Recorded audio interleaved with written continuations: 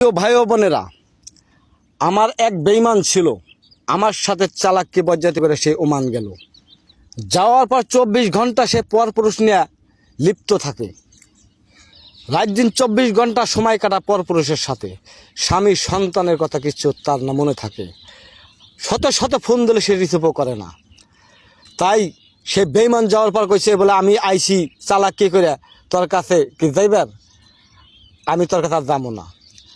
শত শত হাজার হাজার মানুষের জ্ঞান বুদ্ধি তার দিয়ে কিচ্ছুতে ভালো বানাইবার পারলো না।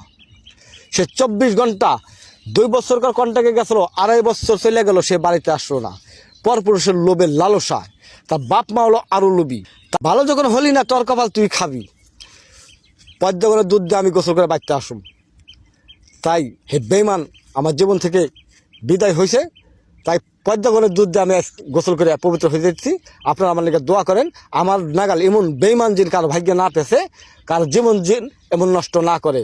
আর আল্লাহ কাছে দোয়া করেন, ওই যে আশায় আকাঙ্ক্ষা স্বামীর সাথে সন্তান সাথে পরপুরুষের সাথে লিপ্ত রয়েছে 24 ঘন্টা, আল্লাহ পাক যেন ওর বিচার করে, ওর লোভ লালসার সাথে ধ্বংস করে। আল্লাহ মানুষকে ছাড় দেয় কিন্তু ছেড়ে দেয় না। ওকে ছাড় দিছে, ওকে ছেড়ে দিবে না। ওর মতো বেঈমানের বিচার দিন আল্লাহ দেখায়।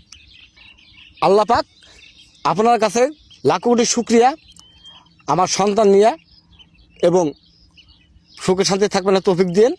বেঈমানের বিচার আমাকে নিশ্চয় হয়ে দেখাইয়েন। ওরে আমার কাছে বেঈমান দূর হইছে। আল্লাহ যেন ওর উপরে গজব নাযিল করে। আমিন।